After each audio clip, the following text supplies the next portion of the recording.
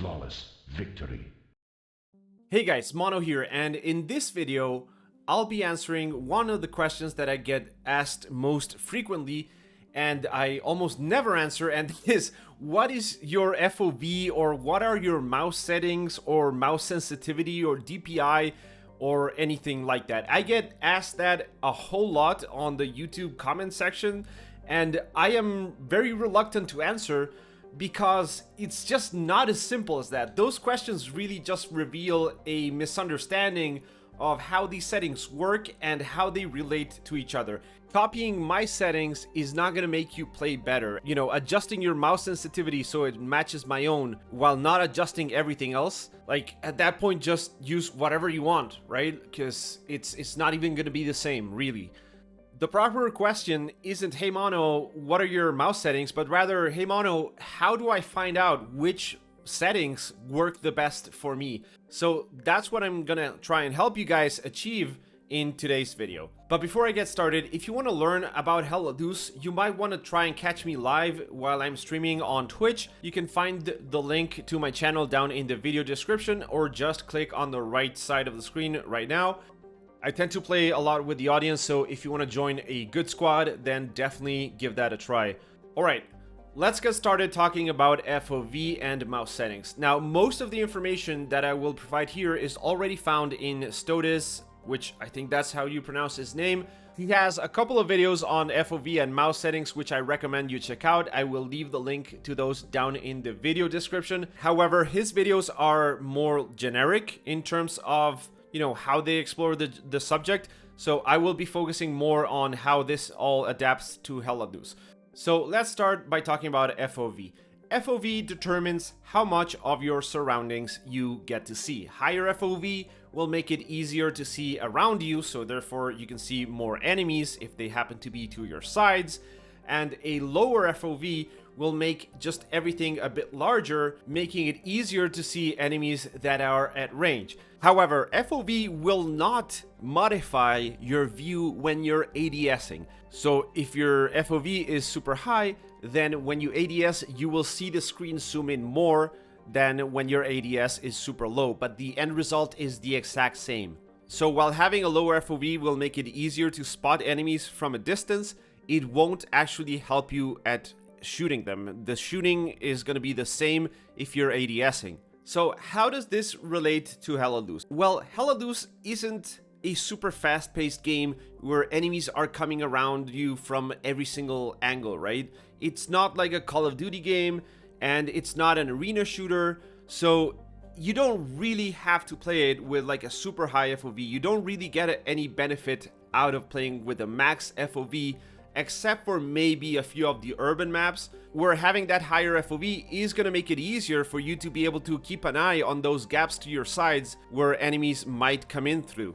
However, that's going to get countered by you sacrificing your ability to quickly spot enemies that are at range. And that actually comes back to one of the comments that I see most often, and that is people complaining that they can't see the enemy. They can't find the enemy that is shooting at them. That becomes way harder when you're using a higher FOV setting. So if you're one of those persons, if you're one of those people that is struggling to identify targets that might be shooting at them from far away, then you might try lowering your FOV setting and see what impact that has in you being able to find those targets. I spent the past week playing with different FOV settings, and I definitely found it easier to hit targets at range when I was using a lower FOV. But Mono, that doesn't make any sense, you might say, because you just said that when you're ADSing to take your shot, the zoom is the exact same, so there is no benefit to using a lower FOV. And while that is the case, the fact that you have to zoom in so much more when, like, the camera zooms in way hard when you're using a higher FOV, you kind of lose your target when that's going on. It's a much more subtle zoom that allows you to keep your tracking aim on easier, and you know that target is already larger on your screen, so you can adjust as you ADS a lot easier than when you're using a higher FOV. Personally, I did find it easier to shoot targets at range when using a lower FOV. when you think about the types of combat encounters you get in Hell Let Loose, most of the combat encounters happen at medium to long range, at least when I'm playing. So this might depend on your playstyle, like the types of engagements you seek and where you are in the map and stuff like that. But for the most part, most engagements aren't this like super chaotic running around buildings and chasing people down staircases and corners, right? So as a basic recommendation, I would recommend you skew from like the middle of the FOV scale to the left, to a lower FOV than to a higher FOV. Again, as a basic recommendation, given how the game mostly plays out and the types of comment that I mostly see in my videos of people complaining that they can't find the enemy.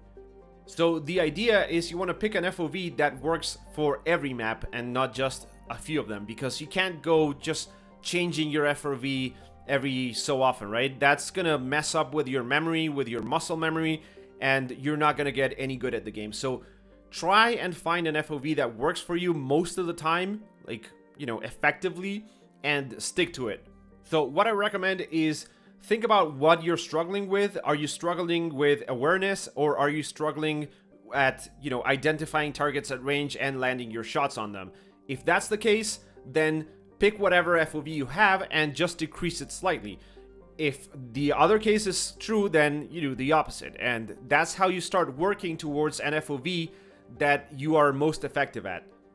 Also keep in mind your resolution and display size. So for example, I went from a full HD monitor, which was 24 inches, to a 27-inch 1440p monitor, and that's definitely made it easier for me to acquire those targets and to see the enemy.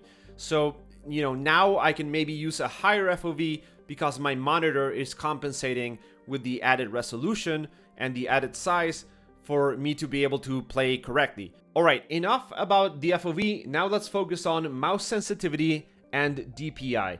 The DPI setting will affect your mouse sensitivity, so let's start by talking about that, and I'm gonna make it real simple. Stodeh mentions in his video that he saw a video from Battlenonsense, which I also happened to see, where Battlenonsense goes into the relationship between DPI and input lag, and it turns out that at a higher DPI you get less input lag. So my recommended setting, and their recommended settings as well, is that you use a DPI setting of 1600.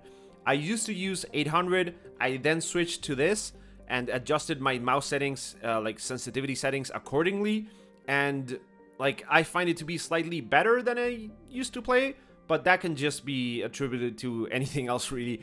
But yeah, want to use around 1600. And for your mouse sensitivity, we're going to use a method that he describes in his video, and I found it to be extremely effective. And that is to take a page, an A4 page if you have any handy, or just a measuring tape to measure 30 centimeters roughly, which in inches, that is 11.8 inches. So yeah, just grab an A4 page or ruler, whatever you have at hand, log into Hell Let Loose, go into an empty match, and just pick a point of reference where you can aim with your mouse at a horizontal level and do a full 360 turn so you end up aiming at that same exact point.